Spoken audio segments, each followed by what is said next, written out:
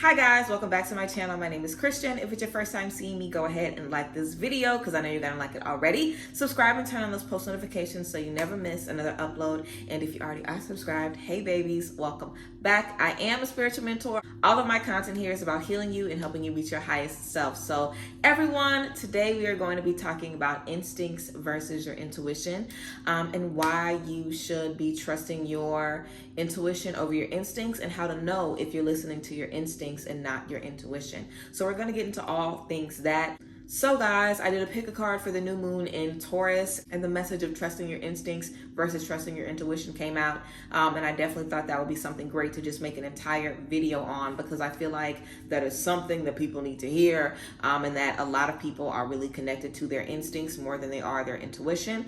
And in the journey of finding our intuition, we connect with our anxiety, we connect with self-doubt, we connect with fear, we even connect with ego and pride. You know, we connect with all of these different things that we think are our intuition until we really get to what our intuition is. And I think our instincts play a big, huge part in that.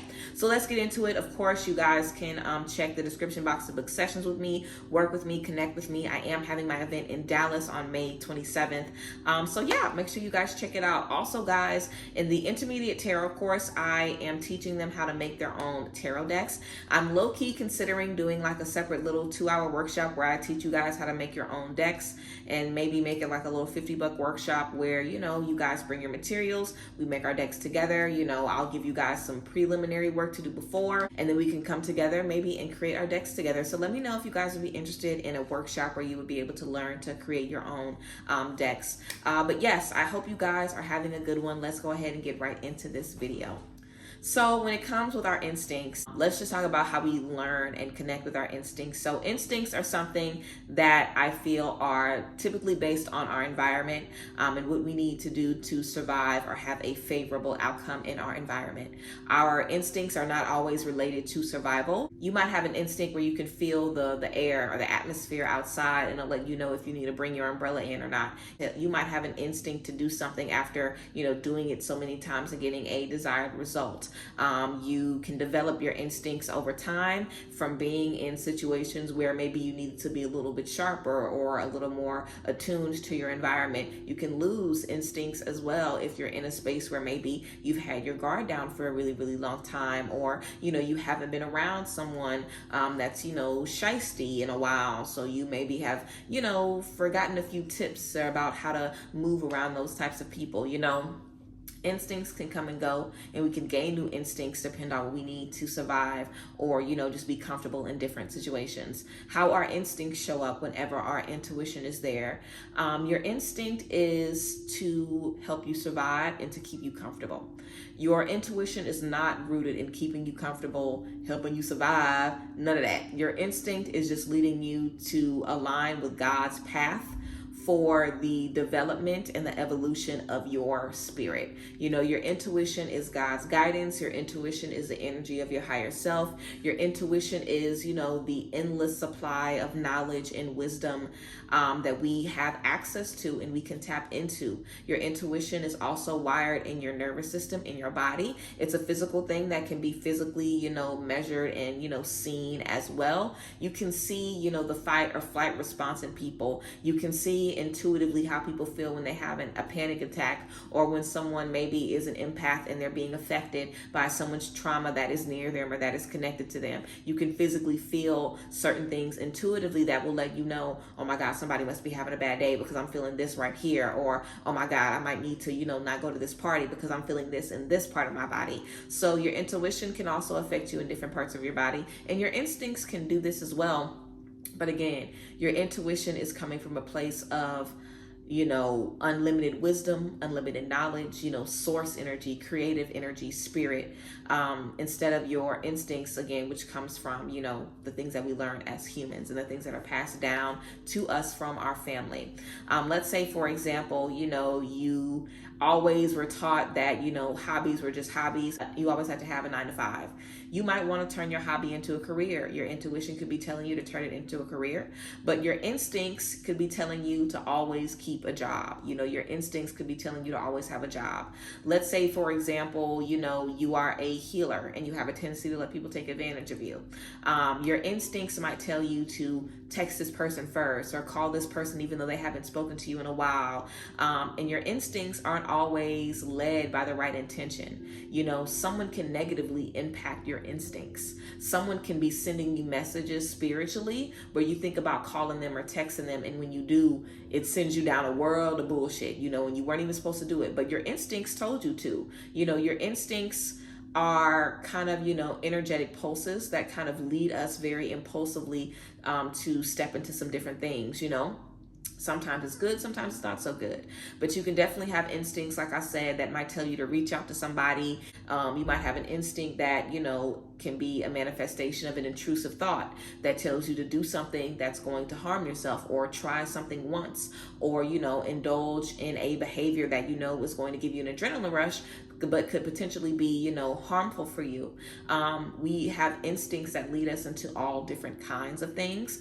And I think the key way into, you know, distinguishing between your instincts and your intuition is just really giving yourself the time to sit with your thoughts and understand what you're thinking, why you're thinking it, what you're feeling as you're thinking it, where it's coming from, when have you felt this way in the past. And that seems like a lot, but it's a lot.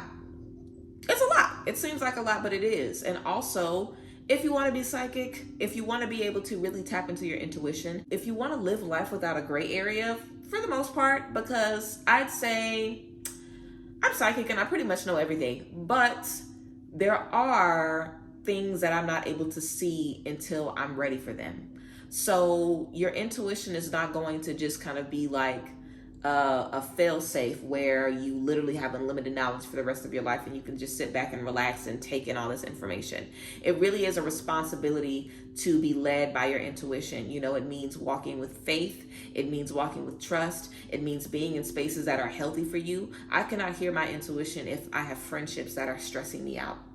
I cannot hear my intuition if I have a relationship that has me on fight or flight mode all day 24/7.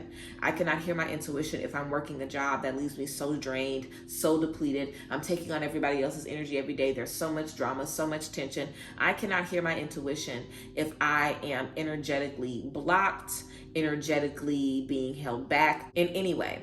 Now, your intuition is always there, but being able to find your intuition through the sea of fog or static or confusing or doubtful thoughts is very, very difficult. And the deeper you are in that pit of darkness, the harder it is to find the little speck of light at the top. You know, the closer you are to the surface, because things in life that separate you from your intuition are typically things that drown you. You know, fear, doubt, confusion, anxiety, stress about bills, stress about conversations you have to have, you know, unrealistic fears that we might develop, you know, insecurity. These are things that keep us weighed down. These are not things that keep us free. These are things that weigh us down. So the less weighed down you are and the less deep you are in that pit, the more you'll be able to see the little speck of light of your intuition, because you're closer to the surface, essentially. You hear your intuition and see it the closest and the clearest when you're not even in the hole at all. When you have a bad thought and you're able to intuitively direct your mind to another space. When you're able to hold on to your intuition no matter what thoughts come to your head, you know? Also, I think it's good to be mindful of if your instincts are really serving you. A lot of times our instincts can serve a very human part of us. Our instincts can serve the part of us that might like to be destructive, like to self-sabotage, like to get into dicey situations. You know, we don't have desires that all come from our higher self. Every desire you have is not of your higher self. You definitely have developed certain tendencies to get you what your shadow needs. You've definitely developed certain spaces in your life that only serve the lowest parts of you. And we always have to have acknowledgement of every part of us. You know, this is definitely not to say that you shouldn't have, well, yeah, you shouldn't have things that serve the lowest parts of you. You should not. You should have things that heal and nurture and help you understand and accept those parts of you. You shouldn't have things that encourage you to be more envious or more, hateful or more, damaging to yourself. You shouldn't have things in your life that increase those tendencies and those behaviors and those thought processes. You should have things in your life that help you understand why you feel that way. You should have things in your life that help you make sense of where these things come from. Everything we do instinctively is not coming from a place that's going to serve our greatest ultimate good. And I definitely think, thinking in the past about how we used to live, thinking in the past about what we used to have to survive, you might not be up against the same types of issues. You might not be up against the same type of problems now that you've cut off certain people and released certain stuff. You might need new defense mechanisms. You might need new coping mechanisms. You might need new boundaries. You might need new things that serve you. You might need to build a new foundation that can benefit you more than the old foundation, and your old overall goal in life. Like, I feel like we always have an overall goal in life, no matter what space you're in, spiritual awakening or not. You might have an overall goal in life to just survive and take care of your bills and make sure that you can make the most out of life every day, but overall you just want to survive. You can have an overall goal where you want to be your happiest and your healthiest, and every day you want to get better and you want to grow and you want to learn something new. You can have an overall goal where you're the best parent ever because you weren't able to get really good relationships with your parents when you were growing up, and now you have kids and you want to do it differently. You can have an overall goal to just be super, super healthy. Maybe you were really unhealthy in the past and now you just want to be super health conscious, but also give yourself grace. You just want to be healthy in all aspects. You might also have a part in your life where you want to hurt people because they've hurt you. You might also be in a part in your life where, you want to neglect people and ignore people and do what you want when you want because that's how people did you in the past, and now you're ready to get your get back. Sometimes we have very self-serving chapters in our life, and those self-serving chapters are rooted in spaces of pride, rooted in spaces of ego, rooted in spaces of confusion, not rooted in spaces of confidence or faith or really being self-assured that you're on the right track, that you're doing the right thing, and that you're stepping into the right, environments as a whole. So I think it's really important to be mindful of what kind of instincts we have and where did those instincts get birthed from. Were we in a space where we were happy and healthy mentally and all the way around when we stepped into some of these behaviors and developed some of these survival tactics?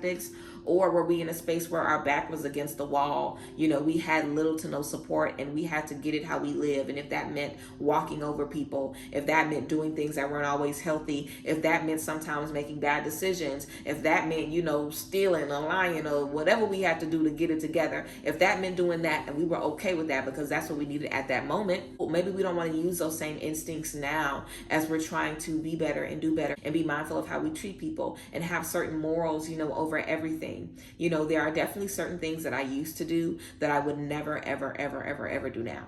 There are definitely certain things that I would go to immediately that I would never, ever, ever, ever do now. I think the greatest way to kind of see this is just thinking about how you've evolved in relationships. If you used to be in relationships where somebody cheated on you, you cheated on them right back. If you used to be in a relationship, somebody want to argue, okay, we about to argue. But now, if somebody cheats on you, you remove yourself from the situation. Now, if somebody argues, you separate yourself, you express yourself, you let them know how you would like to communicate in the future. It happens again, they're gone. When you can see yourself change and make different decisions and, have different thought processes that benefit you, that lift you up, that make for healthy communication and healthier exchanges, you cannot listen to those parts of you that are, kind of feeding and trying to guide an old version of you that isn't here anymore. And when we're in spaces of pride, of ego, of fear, of insecurity, we have these different things battling our intuition. It's very easy to feel like all of these things that are coming from, these unhealthy roots, it could be easy to feel like, okay, this is what I'm supposed to do. I'm hearing this in my head over and over again.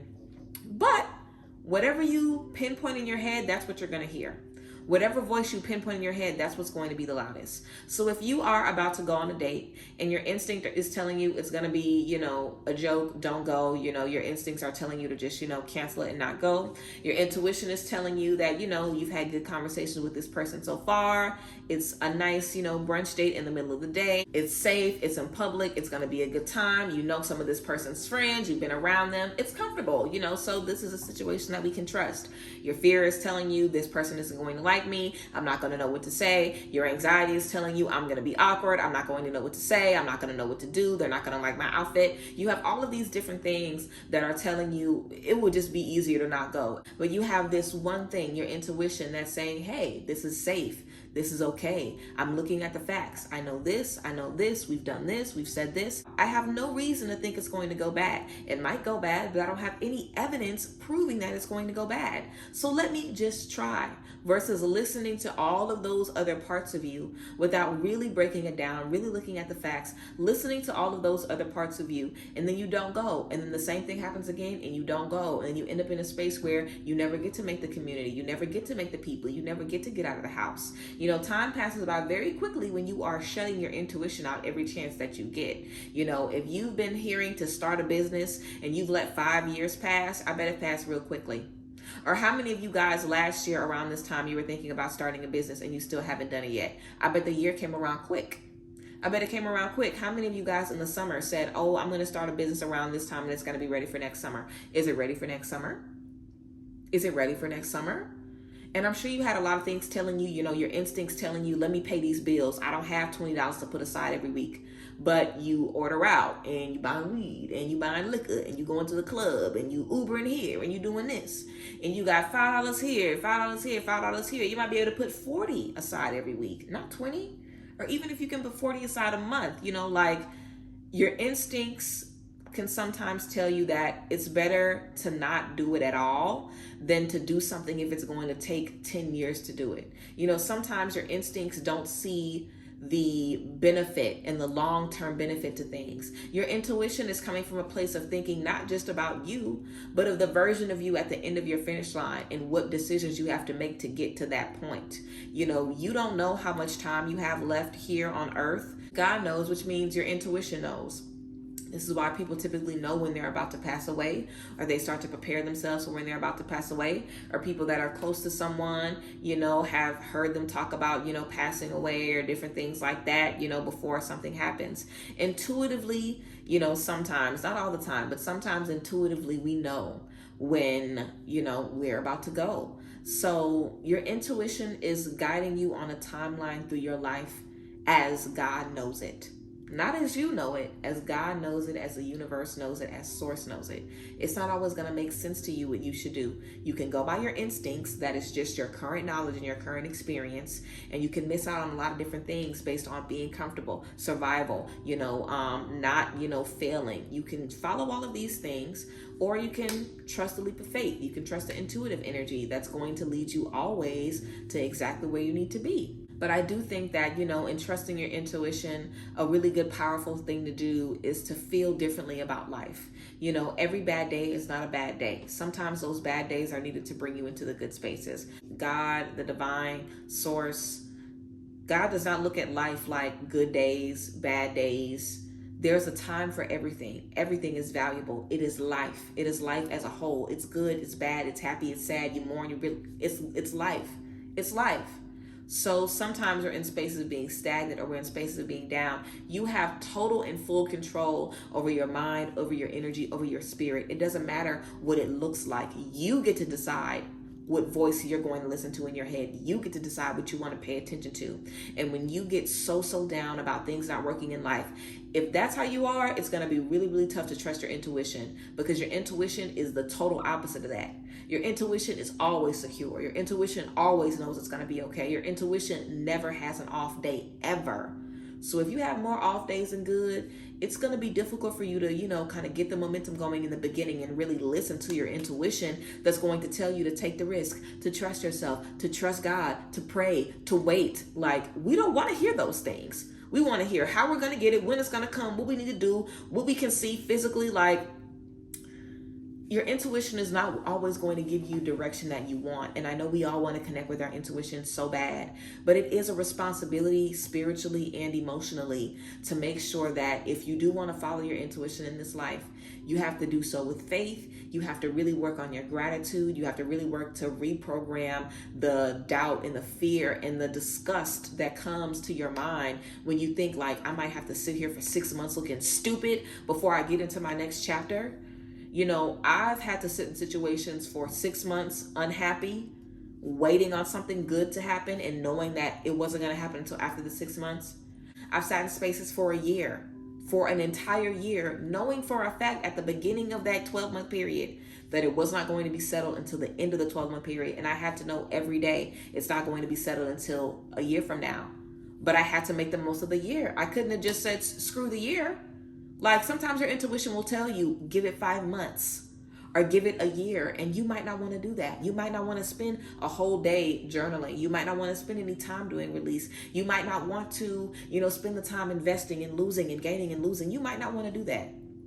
You might not want to do that. But that's what it looks like when you trust your intuition. It's not always going to make sense to us.